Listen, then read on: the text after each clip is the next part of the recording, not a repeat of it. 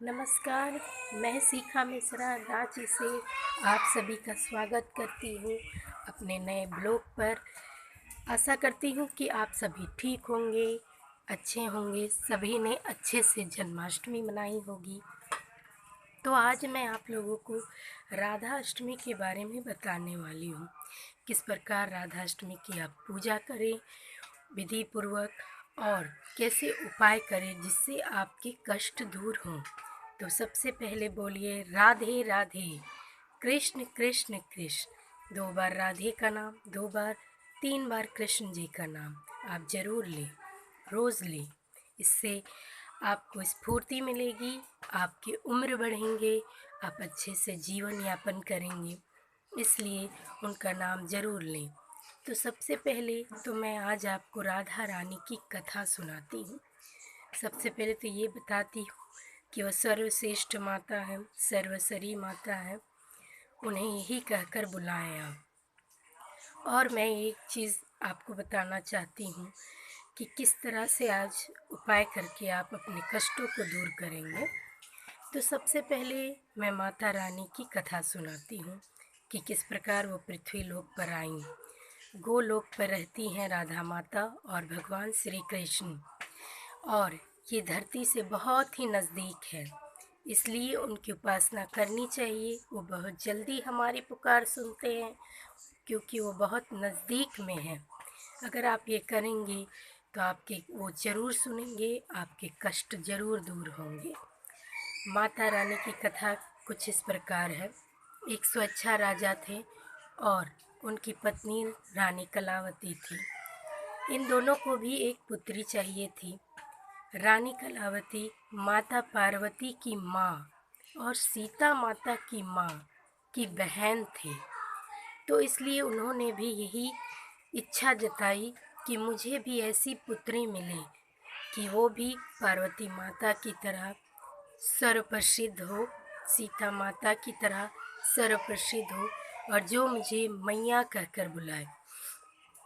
तो इसलिए उन्होंने भी ऐसी इच्छा प्रकट की। तब स्वच्छा राजा और रानी कलावती ने ब्रह्म जी का खूब तप किया। उस तप से ब्रह्म जी इतने खुश हुए कि उन्होंने प्रकट होकर उनसे कहा कि आपको क्या वरदान चाहिए। रानी कलावती ने कहा कि मुझे एक ऐसी पुत्री चाहिए जो बिल्कुल तेजस्वी हो, तेज हो और सुप्रसिद्ध आगे चलकर हो। तो ब्रह्मा जी का ध्यान हुआ कि एक राधा ही माता है जो इनकी पुत्री के रूप में जन्म ले सकती है।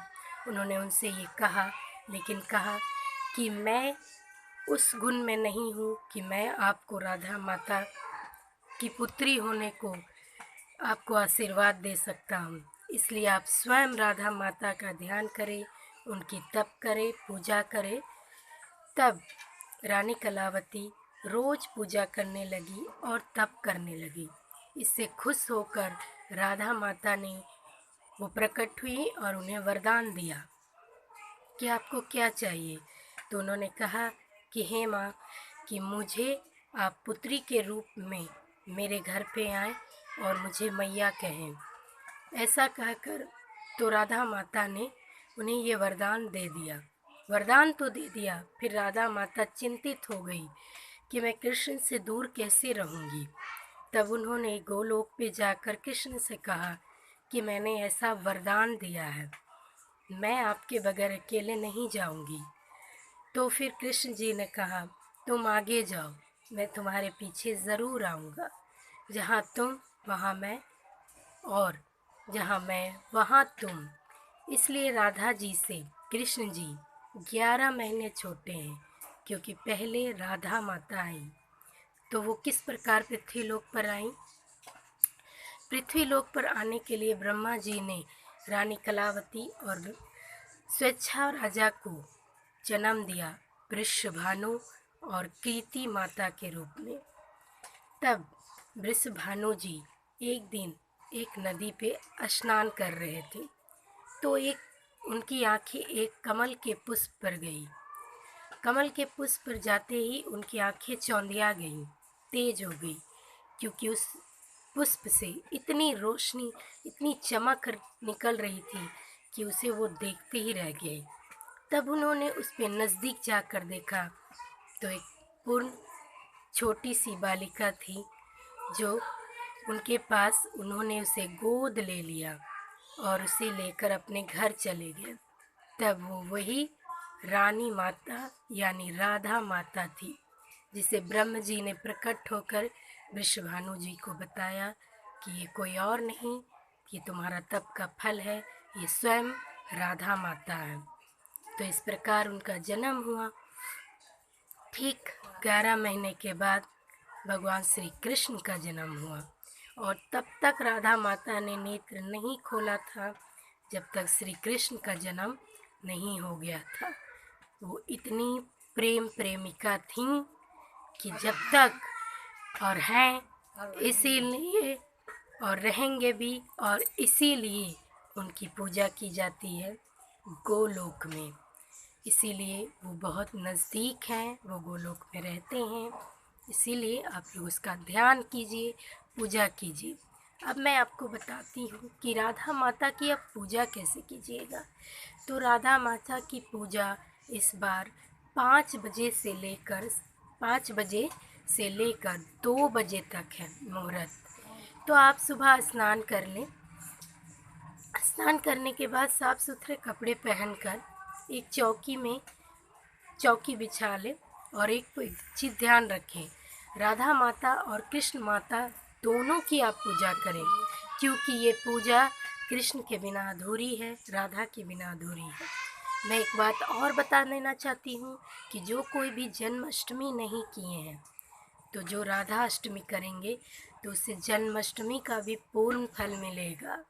इसलिए आप ध्यानपूर्वक से सारी चीज़ें कीजिएगा, पूजा कीजिएगा।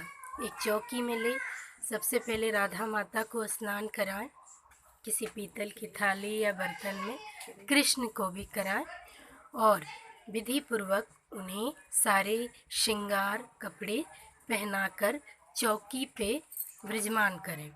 और उसके बाद माता राधा को, यूँ तो जो कृष्ण को पसंद है वही माँ राधा को पसंद है, लेकिन उनको बतासे बहुत ज़्यादा पसंद है और माखन उन्हें भी पसंद है। तो ये 2 भोग ज़रूर लगाइएगा और विधि पूर्वक उनकी पूजा करके, उनकी आरती गाकर आराधना करें और कृष्ण जी की भी आरती करिएगा, पूजा कीजिएगा। और हो सके तो आप एक ही समय ही भोजन कीजिएगा, मतलब फलाहार ही लीजिएगा तो ज़्यादा अच्छा है, फलाहार ही लीजिए।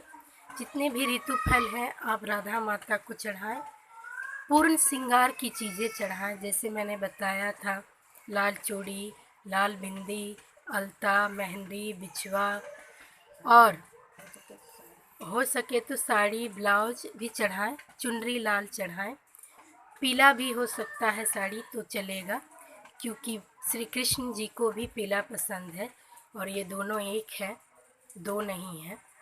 और कृष्ण जी को पूरे वस्त्र आभूषण चढ़ाकर उनकी भी पूजा करें। उन्हें मिष्ठान बहुत पसंद है, माखन बहुत पसंद है, उन्हें वो ज़रूर खिलाएं, पंजरी खिलाएं और उनका भोग लगाएं। उसके बाद सब कुछ होने के बाद मैं आपको एक उपाय बताऊंगी, जिससे आपकी शादी जैसे किसी की नहीं होती है, लड़के लड़कियां की, तो उसका मैं उपाय बताती हूँ। सबसे पहले आप माता को सारा श्रृंगार चढ़ाएं। श्रृंगार में सिंदूर ज़रूर रहना चाहिए। जो कुंवारी लड़की हैं उनके लिए मैं बता रही हूँ। तो वो क्या करें, उसे चढ़ाएं और माता राधा से विनती करें, कहें कि हे माँ, मुझे भी ऐसा सौभाग्य दीजिए जिससे मैं भी परिपूर्ण श्रृंगार करूं, यानी कि सिंदूर पहनूं। तो ये चीज़ उनसे आप ज़रूर मांगिए। और लड़के या लड़की जो भी हैं, राधा माता को एक पायल ज़रूर दें और उनके पैरों पे जो सिंदूर रहेगी आप अपने मस्तक पे ज़रूर लगाएं। इससे क्या होता है कि शीघ्र विवाह का योग बनता है, इसलिए आप ये उपाय ज़रूर करें। दूसरा उपाय ये है कि उन्हें पान पत्ते ज़रूर चढ़ाएं माता के चरणों में और उस पान पत्ते को लेकर एक लाल कपड़े में बांध लें। पान पत्ते के साथ सुपारी भी रहनी चाहिए। उसे बांधकर किसी पर्स में या तिजोरी में, जहाँ भी आपकी चीज़ें रहती हैं, उसे रख दें। इससे धन हानि कभी नहीं होगी, धन की वृद्धि होगी। तो इसी प्रकार आप लोग पूजा विधान कीजिएगा, कृष्ण कृष्ण कीजिएगा, राधे राधे कीजिएगा और उनका भी पूर्ण रूप से राधाष्टमी मनाइएगा। और हाँ, उन्हें बिछुए पायल ज़रूर चढ़ाएं। ये बहुत अच्छे नियम मैंने आपको बताए हैं। और चुनरी भी ज़रूर चढ़ाएं, ये भी बहुत ज़रूरी होता है। और कृष्ण राधा का रोज़ नाम लें। राधे माता का राधे राधे 2 बार करें, कृष्ण कृष्ण 3 बार करें और उनका नाम रोज लें।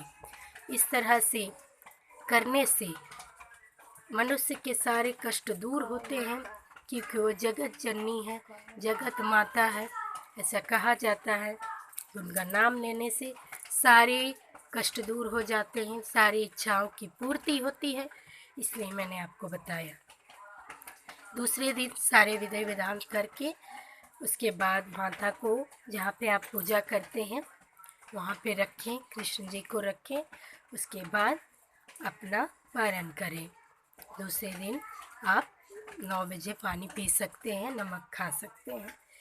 तो आशा करती हूँ आप सभी को ये ब्लॉग बहुत अच्छा लगा होगा। तो मुझे लाइक कीजिएगा, सब्सक्राइब कीजिएगा और लाइक ज़रूर कीजिएगा। कुछ पूछना हो तो मुझे कमेंट ज़रूर कीजिएगा, उसके ज़रिए आप मुझे कुछ भी पूछ सकते हैं, क्योंकि इन सब चीज़ों के बारे में मैं जानती हूँ। इसलिए मैं आपको देती हूँ ताकि आप अपने कष्ट दूर करें और पूजा करें। 26 अगस्त को राधाष्टमी है, आप उस दिन ज़रूर पूजा करें। तब तक के लिए प्रणाम।